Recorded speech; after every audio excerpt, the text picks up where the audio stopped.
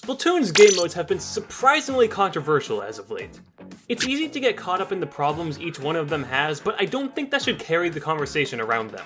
They're all very charming and fun. Yes, even Clam Blitz. While being enjoyable is definitely the most important aspect of the game, I think Splatoon does a good job going the extra mile to make sure that each game mode has something new to offer, a different experience, and even different things to learn. There's a lot that goes into getting good at Splatoon. Anyone who has dabbled in competitive even slightly knows that. It's such an overstimulating game that requires you to be able to divide your attention towards every small detail. It is confusing. Fortunately for us, the different game modes can teach us something unique in order to get us comfortable with all the different aspects of gameplay, which I think is pretty awesome. Props to the devs for that. So I wanted to go through some of the major things each one of these modes teaches us. If you're just getting into competitive Splatoon, be sure to stick around. I think you could learn a lot from this information. Turf War is Splatoon's image. When someone from the outside thinks of Splatoon, they think of Turf War. I should know. Just about every time I tell someone I'm a competitive Splatoon player, they're like, isn't that the game just about getting the most paint on the ground? And yeah, that's actually one of the big things Turf War can teach us about the game. Map control is pivotal in every aspect of the game. Having more paint on the map compared to the enemy team gives you such a huge advantage in so many ways, so learning how to paint the ground effectively is a vital aspect if you're trying to get better. When your team has map control, that gives you an advantage in movement, fighting, sharking, and spacing. Turf War teaches us to pay attention to how much we're painting because we all want to contribute to our turf at least a little bit. So why is paint control so important? Well, let's look at an example on Manta Maria. Let's assume that everything behind this line is everything that the orange team has painted. If anyone from the other team were to engage in a fight with orange team, the players on orange would have a significant advantage due to how much more they can move. Not only does blue have to paint to make sure that they don't get stuck in enemy ink, they also have to paint to approach the enemy, whereas orange is able to freely swim away if they need to. Alongside that, orange also has more places to shark. If there's a carbon roller on orange's team, then they have more options to stay stealthy while also being relatively close to where they need to be. If their team did not have this much paint, then they would be much easier to spot due to needing to expose themselves to enter an area to shark. Beyond those two things, even if the orange team were to be completely wiped, it would take significantly longer for blue team to retake space since they need to sufficiently cover all of orange's paint with their own, and if they don't and try to just rush to try to lock out orange team, then that would leave them in a much worse position if anyone on orange team were to be able to break through due to the previous points. With all that being said, obviously being aware of and contributing to map control is very important. But how does Turf War teach us to keep this in mind? The answer is pretty simple. The end result of a game is completely determined by the total area of the map either team has by calculating the percentage covered in their ink. The team with more ink on the ground wins. Instinctively, to many people, this makes them want to cover every little bit of the ground with their ink color because if that's what decides who wins the game, then every inch counts, right? However, as many players soon realized, due to the fact that a game of Turf War is only 3 minutes long, and since the other team is not only covering the ground with their paint, but also replacing theirs with the other color, Turf War players learn that being able to cover a sufficient amount of turf with their color as quickly as possible is key. A simple equation of turf covered over time spent, a concept I touched on in this video linked in the iCard for those of you curious. That by itself is arguably the most fundamental skill that every Splatoon player should learn because it applies to literally every part of the game. But what about more specific skills geared more towards the different ranked modes?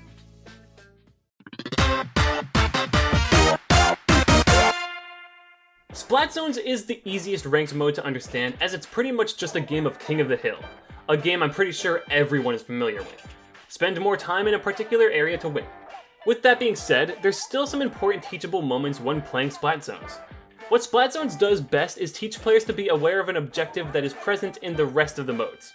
While having control of the rest of the map is important, like we discussed with Turf War, especially considering what we'll learn with tower control, making sure that you have securely taken control over the zone is the win condition in this game mode. However, this is not the only part of being aware of the objective that Splat Zones teaches us. A common mistake in lower levels of Splatoon is seeing members of the team in control of the zone just sit in the zone. This is not a good idea because it is leaving so much space for the enemy team to take completely uncontested, letting them to the zone much easier with more specials. This is a bad thing. So, still relatively early on, most players learn that letting the enemy team get close to the zone is a bad thing and will learn to contest them from getting any closer, securing more space for their team. On the other side of things, let's say that Orange just lost a fight at the start of the match. Seeing that score at the top of the screen reach ever closer to the 0 on the other team's side is very scary, and the players know that the other team having the zone is a bad thing. This incentivizes the Orange team to try to rush towards the zone in order to stop Blue from winning. You don't want to waste time doing something that doesn't really affect the game state, but you also don't want to just rush straight forward, another early game mistake. Remember from Turf War, you want to make sure that you have sufficient paint control before you make an attempt to fight the other team. Otherwise, you're running into a very inconvenient situation, to say the least. In this way, Splat Zones teaches its players how to balance their attention on the game's objectives while also taking extra precautions that give you a higher likelihood of winning. Each game mode has specific incentives when it comes to their respective objectives, such as passive special charge, a topic that could make for an entirely different video. But suffice to say, there are subtle cues in the game that lead players to learn more optimal courses of action to win the game and not tunnel vision on the objective.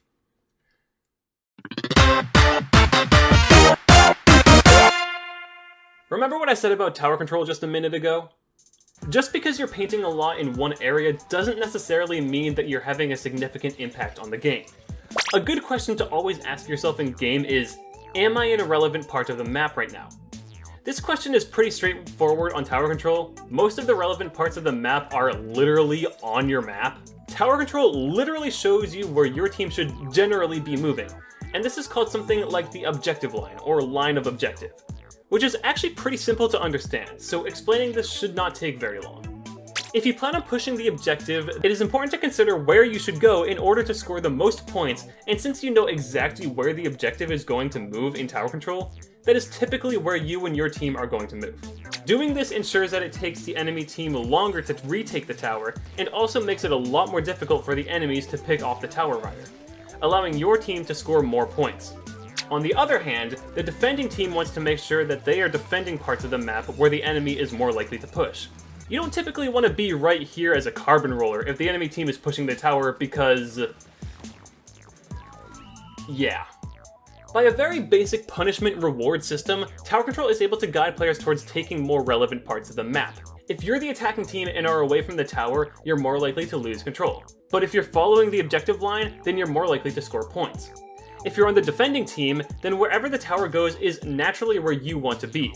You don't want to just watch the enemy team take the lead, do you? This is one of the big reasons tower control is my personal favorite mode. It teaches people positioning better than any other game mode, and I see a lot of people take really bad positions.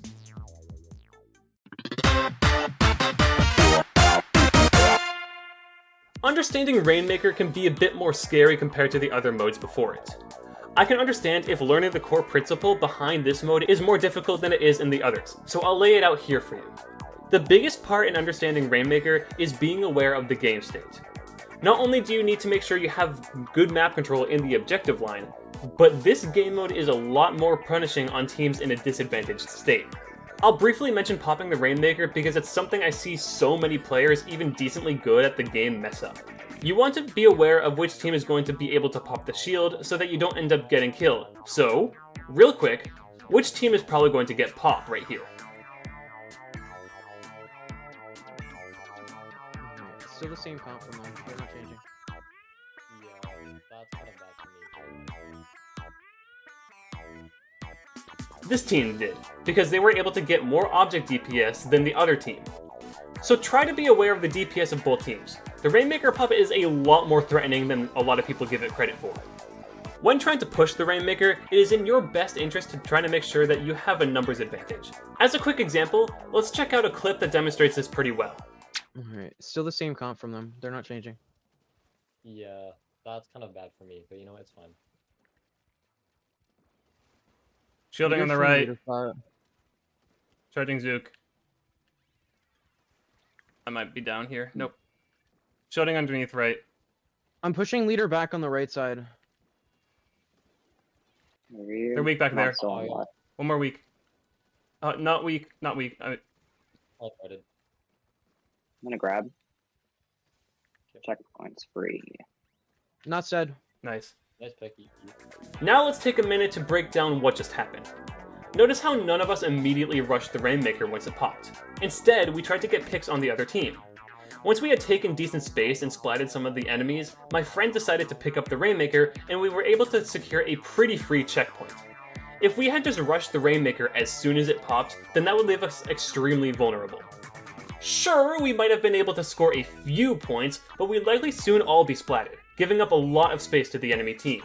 No matter what part of the game you're in, you want to make sure that it is as difficult as possible for the enemy team to splat your Rainmaker and as easy for your team to push the Rainmaker as possible, and having a numbers advantage is one of, if not the, best way to secure that. A general rule of thumb you should follow is that if your team has more active players alive, then it's okay to push the Rainmaker. If your team has fewer players alive, then it's time to defend. And if there are equal active players on both teams, then wait until you have more before picking up. But, of course, every rule comes with exceptions. Even if you don't have more players alive than the other team, but you see all of theirs off to that side, then sure, go for a cheeky checkpoint break. But even that requires you to be aware of the game state because you have to know where your enemies are and how long it would take for them to stop you. What Rainmaker boils down to in the end is knowing when your team is able to score as many points as possible. Not just knowing how to do it, but also when to do it.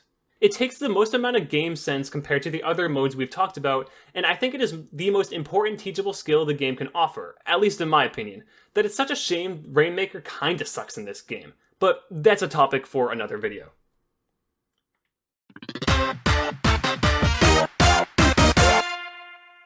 Hot take, Clam Blitz is really fun. I do really like Clam Blitz, unless I'm in solo queue, but I don't play by myself much anyway, so sue me. Despite its divisiveness, I personally think that Clam Blitz is a game mode that teams need to practice more, because what this game mode teaches us, despite its flaws, is how to work together. Let's think about why this mode in particular requires more teamwork than the rest. As far as I can tell, the two main reasons are due to A, the amount of awareness this game requires, and B, the fact that everyone on a team is responsible for scoring points. The game undeniably has a lot more information that needs attention than the other modes. Not only do you need to be aware of the score, but you also need to know how many clams both teams have, where clams spawn, who holds power clams, and also need to be aware of more parts of the map than zones, tower, or rain would typically have you focus on. That's a lot of information to keep track of, so having teammates to be able to relay that kind of information to you reliably is very important to a team's success, even in solo queue with the limited amount of communication options you have. Along with that, it also relies more on multiple people scoring than the other modes. In zones, you can often just have one person that paints a zone. In tower, only one person should be riding the tower most of the time. And in rain, only one person can carry the Rainmaker at a time. However, in clams, every team member is capable of holding onto their own clams and scoring by themselves or making the decision to toss clams to a teammate. An action that inherently requires teamwork, and something solo queue teammates are seemingly incapable of doing. I swear, if I had a nickel for every time I said "this way" to a teammate to get them to toss me a few to make a power clam, and they ignored me, then I would not need to get a job to stay alive. While these communication skills that Clam Blitz should force us to learn are especially useful in a competitive team environment, Splatoon being the team-focused game that it is, also highly rewards these kinds of skills outside of such an environment. Solo queue itself can teach these skills to be more innate and silent, being something that one is able to be aware of without verbal communication from a teammate. There are always subtle and silent signals that your solo teammates give you, and being able to learn what they look like could help out a lot. But again, that's a topic for another video.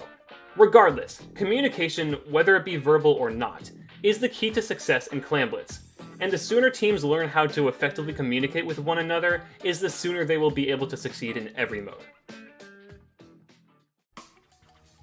What's important to note about how each of these modes can teach us about the game is just how genuinely ingenious that aspect of game design is.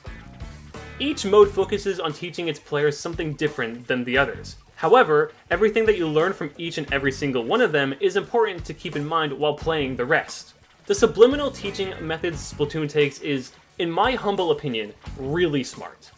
It doesn't overload you with information, but it encourages players to learn the core aspects behind the modes and implement them throughout. I hope that if this video taught you something or made you realize something about the game you never really noticed before, that you'll be able to use this information to be more aware of what you're trying to learn or improve on, and helps you improve your overall game sense. With that being said, I hope this isn't the only kind of outside analysis you attempt to use if you're trying to get better. There are more resources out there that could help you out more that I highly encourage you look out for. After all, I'm just a Division 9 captain. How much can you really trust what I say? Also, I plan on making more videos similar to this one, so if you enjoyed the video and would like to see more like it, then I would highly appreciate giving this video a like and subscribe to the channel. It does really mean a lot, and I'm sure you won't regret it. See ya!